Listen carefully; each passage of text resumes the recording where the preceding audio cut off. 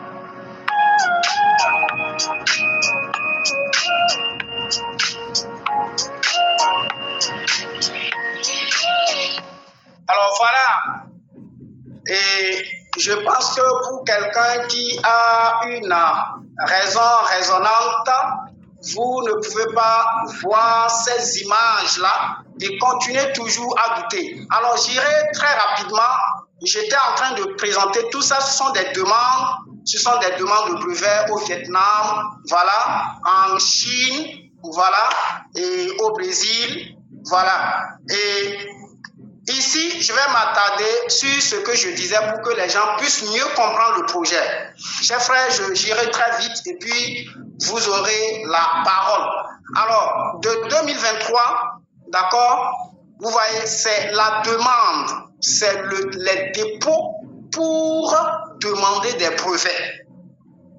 C'est les dépôts pour demander des brevets dans plusieurs pays. Et de 2024 à 2026, d'accord, ces dépôts-là vont continuer. Et l'entreprise prévoit faire des dépôts au moins dans 90 pays à travers le monde, de 2024 à 2026. Ça veut dire que de 2023, les demandes des brevets de notre technologie ont commencé et l'entreprise prévoit continuer les dépôts, d'accord, pour des brevets jusqu'en 2026. D'accord, ça veut dire que l'entreprise prévoit continuer jusqu'en 2026, au moins dans 90 pays. Vous voyez, une technologie brevetée où nous avons la protection intellectuelle d'au moins 90 pays jusqu'en 2026. Vous comprenez déjà que pour l'expansion du projet, alors, nos produits seront consommés comme de petits pains. Alors, de 2025 à 2026, toujours dans cette tranche d'année, et l'entreprise prévoit, d'accord, un plan de construction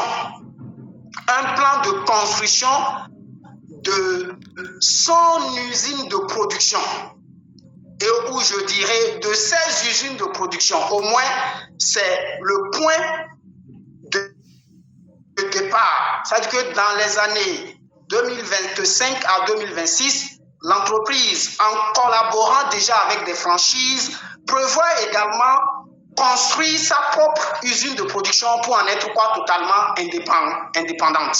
Voilà. Et déjà à partir de 2027, la construction de l'usine sera faite et puis les ventes vont toujours continuer et la préparation pour la cotation en bourse va commencer.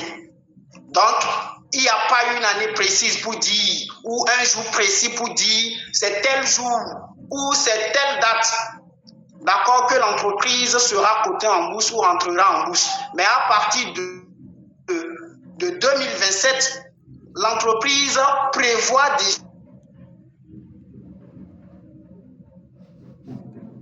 ventes et déjà à partir de 2025, les différentes procédures, c'est-à-dire les paperasses, tout ce qu'il faut sur le plan administratif, tout ce qu'il faut pour la cotation en bourse, l'entreprise va commencer cette démarche-là pour être cotée en bourse. Donc voilà, et 2025-2026, si tout va bien avec la collaboration des franchises, le produit est là, ce n'est pas maintenant qu'on a commencé la conception, c'est l'avantage de Dylan Mirror, ça. Le produit existe, il fallait collecter les fonds, voilà, le peaufiner et puis commencer à le commercialiser. Donc, à partir de 2025-2026, dans cette tranche d'année, je pense que nous allons recevoir des dividendes si tout va bien.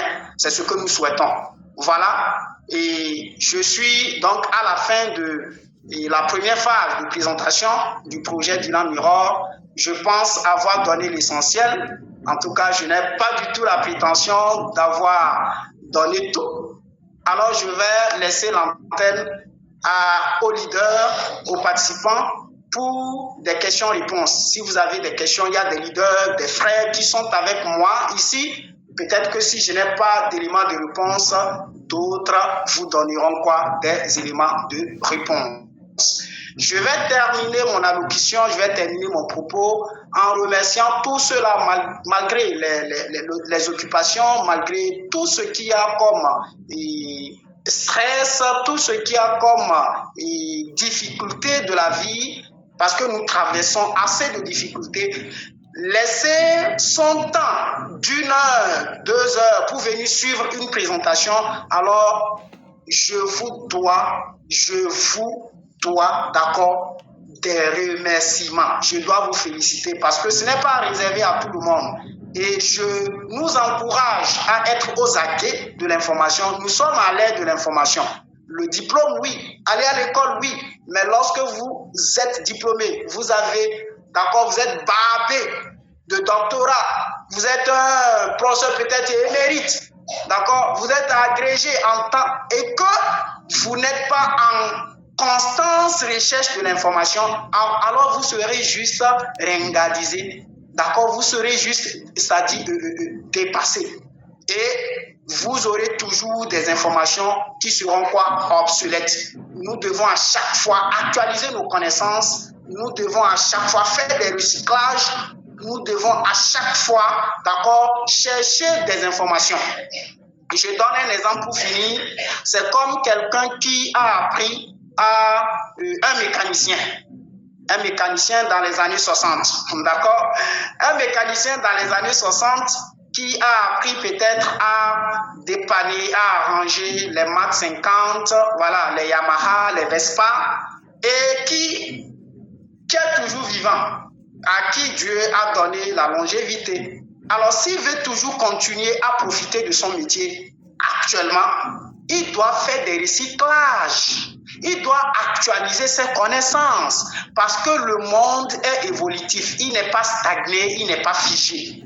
Nous sommes dans un monde évolutif et en matière de technologie, les choses avancent très vite. C'est-à-dire que ce mécanicien-là, lorsqu'on va lui donner actuellement une moto Taiyang, une moto peut-être Aoudou, vous voyez que ce dernier ne pourra absolument rien. Mais il est mécanicien, il a le diplôme.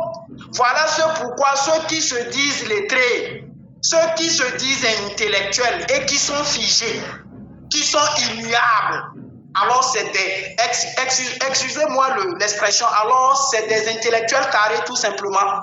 Ils vont toujours continuer avec les mêmes informations qu'ils avaient acquises, pensant que ces informations sont toujours